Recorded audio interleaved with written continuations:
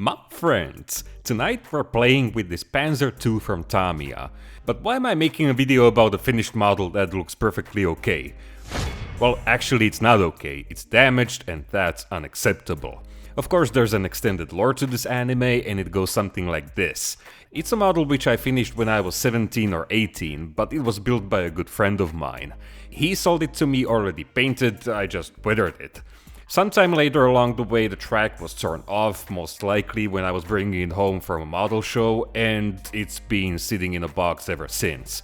I recently found it and I wanted to give it a new life. It doesn't look bad despite its age. I was already doing some of the most common weathering techniques such as streaking, chipping, very fine streaking, fuel stains. I actually think these are very good. In fact, I've probably gotten worse over the years. And I tried is the important word here, to paint stowage. The mud splashes on the back look pretty cool as well, but the whole model is weathered with pigments and it's shedding them like crazy. So yeah, broken track, pigments, you can understand why it's unacceptable for me. So let's see what I can use to improve it. Frill model tracks, obviously, some resin stowage from Eureka, because the more the better, and some resin grenade boxes. And yeah, we're going to strip the old paint down, it all has to go away. I'm gonna use Clean Slate from VMS. It's a truly friendly paint remover, I just hope it's not too friendly to a point where the paint won't go down, or not friendly enough and it'll melt the model. We need to start by breaking a few parts. It's like one of those toy restoration channels where they take an old rotting car even though it was released a month ago and make it sparkling clean. Even the fake weathering which is added on purpose checks out. Unfortunately, some damage was inevitable, but nobody's gonna miss a couple of teeth when the wheel has a new track around it. Idle wheels took the hardest hit, but I'll fix them with modern technology from the future. But first we need to remove the paint, and also get rid of all the unwanted junk. Clean Slate is very easy to use. We don't even have to spend too much of it. In this case I just needed to soak the entire surface of the model and let it do its magic for a few minutes. Then it's just about rubbing the model with an old paintbrush, and the amount of time will depend on the amount of paint layers. It's also good to wash the model a few times with tap water so you won't end up just spreading black goo over the surface. And after about half an hour of work the model is completely depainted, or unpainted. No visible damage except a few parts like the machine gun and main gun falling off, but I think it's because my friend likes to apply glue very sparingly. The paint came off without any problems, except this resin stowage box, which I even tried cleaning with lacquer thinner, but no luck. Same with the lower hull, maybe because I used pigment fixer and it ate through the paint or something. Luckily it has no volume or texture. Overall, I'm very happy with the Clean Slate. So let's now repair those idlers. A little bit of modeling in Onshape, which took about 2 minutes because it's just a circle after all. Then some quick supporting in Lychee Slicer, which I like a lot, and unlike Cheeto it exports files for the new mono screen printers from Anycubic. Then printing on my Photon Mono SE, I printed 4 of them, just in case. Then some cleaning in acetone, 2-minute curing under a UV lamp, and careful removing from the supports. And would you look at it, it fits like a glove. So I carefully fixed them in place with black superglue. It's worth being very careful because thin resin parts like these are delicate. And a quick clean of the excess CA with VMS superglue remover. And just like that the wheels are repaired, almost as good as new. The entire running gear is held with poly caps, which means I can easily remove them and reattach them at any point. This will make painting and weathering much more pleasant. The model is now restored to its original form, just like it was before my friend started painting it, all thanks to modern technologies from the future. Now I want to make a few simple improvements. Here's a gap, shouldn't be there. The part is protruding above the roof plate, so I leveled it by scraping off the excess plastic. Then I filled it with Tamiya putty and sanded it flush. Panzer II was welded in an interesting way. The welds are placed directly on the edges, so there's no armor cross-section visible. I'm sure there's a name for this type of weld, so any welders out there please enlighten me in the comment section. Tamiya has replicated them of course, but they're barely visible and I damaged some of them while sanding, so I retextured them with a hobby blade and a pass of liquid cement, which slightly melted and smoothened them out. Looking at museum photos, the additional armor plates have visible flame cuts on their sides, so I quickly added these as well, again by scraping with a hobby blade and a pass of modeling cement. And of course, armor texture. How could I not add armor texture, even to a light tank like this? The trick is in keeping the putty and glue mixture very thin and avoid stippling the surface too harshly. This way the resulting surface will be very smooth, like barely noticeably in the end, but it'll give the model a bit of extra contrast between the thickest armor plates and smoother parts such as roof plates, hatches, vision slots or sheet metal fenders. Let's now assemble the tracks, but before we start I want you to take a guess about their quality. Are they gonna be A, flawless with a nice open pinholes and no flash and they're gonna just fall together like a dream? B, bent, full of flash, casting marks and pinholes and need to be drilled out? Or C, nice value for... no, it's B. Most of the holes are cast shut, so they need to be drilled out, but this is more complicated than usual because these links are very fragile and need to be handled with extreme care. Even when I was assembling them, just a slightly stronger force and they would bend. Good thing I again made my own pins from copper wire using this homemade chopping jig, at least they hold them together with friction. It doesn't look like it, but I spent 2 evenings with these little buggers. I was even able to make a couple of spare runs and mount them on the front plate just like in historical photos, and this one is held in place with field modified brackets. I got this idea from the box art. The final construction detail were a few missing weld beads. I was expecting more of them, but turns out parts such as lifting hooks are not welded at all, they're bolted to the hull. So yeah, just a few missing welds around the turret ring armor and the fake dummy periscope on the turret. I did some more printing in the meantime, this time stowage. Some of the stuff like helmets and this PUBG loot crate can be found on Thingiverse, and those metal balls and MG34 ammo canisters, I made these myself. I'm especially proud of the ammo cans, I think they turned out really well. They're available on my Patreon along with all my other 3D stuff if anyone is interested. I hung one of the helmets on the turret because this is a very common sight on Panzers, although it's weird they didn't fall down when the hook is pointing in the opposite direction, but hey, photos don't lie. And the rest of the stowage is a mixture of different stuff. We have a hammer from a Ryefield Models Tiger 1, tarps made from Tamiya epoxy putty, tent from one of the Eureka sets, jerry cans from the good old Tamiya jerry can set held together with a spare photo etch belt, then of course ammo cans and bowls, and a grenade box from Plus Model with another tarp from Eureka on top of it, and a nice small bucket from a field workshop set from Mini Art. And that's it, at least as far as construction goes. Normally I'd end the video here, but I was able to quickly apply the base coat, so we'll take a look at it as well. I'm gonna get some coffee, so in the meantime enjoy the unpainted model and I'll be right back.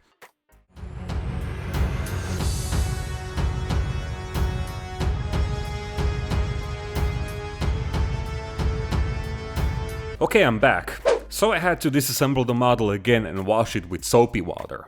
I have all the removable stuff super glued on toothpicks and it's gonna stay like this until the next episode, unfortunately. As usual, a coat of black primer will unify the surface. Black primer is very good for post shading, I've been enjoying it a lot. I think this is the 3rd time in a row where I used it. Then a base layer of German grey from Tamiya lightened up with a few drops of white. This is our starting point, so it's sitting somewhere in the middle in terms of lightness. German grey from Tamiya is a very nice color, although it has a very slight hint of blue, which I personally don't like too much. But hey, bluish Panzer grey is quite popular amongst armor modelers, so I can highly recommend it. Now we're gonna make some shadow passes. This is very similar to what I did on the BMR 3M, but it's also kinda different. Here I'm using pure German grey as it comes straight from the bottle. That's why I did the first layer with a slightly lighter paint, so I could now darken it in some places. And these places are around details, in corners, pretty much everywhere you'd want a fake shadow, but also, and this is pretty cool, you can use it to outline details. And once the airbrushing is finished, it's gonna look like there's already a pin wash applied in some places. Back on the BMR I used my grime mixture, which is made from black and brown in equal amounts, but here I used it only in selected places where I wanted a deep shadow or some pre-weathering to be visible, so mostly around fuel caps, under the turret ring, around hatches, and in places which will be covered with stowage. Now we're going to make the model lighter. I grabbed the first base coat mixture and added even more white into it. None of these layers were mixed by any exact ratios, I always do it by guesstimating the amount. And that's actually the nice thing about post shading, it gives you a lot of room to play around, and if you mess up, you can always go back with a darker or a lighter color and just, fix it. It's a very flexible technique. The previous layer was very subtle, but it's this one where things are becoming more evident. The surface is starting to have a lot of volume and subtle texture. Well, compared to, let's say, my distressing method, the results are much smoother, but honestly, I'm kinda okay with that. There's always pre-dusting over hairspray which creates textured effects, and for example, chipping can contribute to that as well. On the other hand, no one is saying this method can't be combined with distressing, and it might actually look pretty interesting. Maybe I'll give it a try on another model if I find something suitable. This is actually how I mix most of my colors when I'm post-shading. The amount of paint is always very small, so it's faster and more efficient to just mix them straight in the airbrush. So that's why I usually have no clue about the ratios and everything, it's just a rough estimate. However, there's a certain point with Panzer Grey where we should stop, because any more white and we might end up with a winter whitewash. So I focused the lightest tone on the highest and most exposed surfaces and small details. Once the airbrushing was done, I sprayed the entire model with a few layers of lacquer thinner. I like to do this almost every time, because it slightly melts the paint for a few seconds, and once it dries the surface is gonna be much smoother. Now I could paint some of the stowage bits. Ammo cans with field grey, of course faded. This large metal box with faded Russian green, because I want it to look like a captured piece of equipment. And the gun barrel with a mixture of black and brown. Putting the airbrush aside for a while, I mixed a very light grey from Vallejo paints and highlighted small details with it. In this case it was just bolts, because everything else was easy to do with an airbrush, tool clamps included. Now a layer of clear varnish, even though you don't need to clear before decals, but I don't have the balls to try it out. And of course, decals. Since I didn't have the original markings from the kit, I had to go through my spares. And I was able to find some leftovers from some other German tank. These are nothing like those extra thick decals from Tacom kits. No sanding required, and once they're sealed with a varnish, you won't be even able to tell they're decals. This is the only place where I had to use a softening solution, but that also worked like a dream. Also, I had to assemble the numbers from 28, which was a single decal, and 3, which I had to cut from another marking. As such, it's slightly smaller than the rest, but I'm completely okay with that, because it was nothing uncommon to see German tanks with differently proportioned numbers. Now a nice thick layer of my favorite satin varnish from VMS, and the reason it's thick because, well, it's thick, but it can be sprayed straight from the bottle and it has to be applied wet, so in a thick layer, so double thick. Once it dries, it's gonna create the smoothest surface ever. Now I could mask the gun barrel and paint these two stripes. I saw this on a museum tank and it's a very interesting yet subtle detail. The reason I'm doing it now is because the gun barrel has a satin finish, but the striping is flat, and also it's lighter than the rest of the barrel. All this effort for such a small, barely noticeable detail. But hey, that's the beauty of modeling, doing pointless stuff so we can sleep better. Now I'm gonna put the tank aside and prepare the tracks.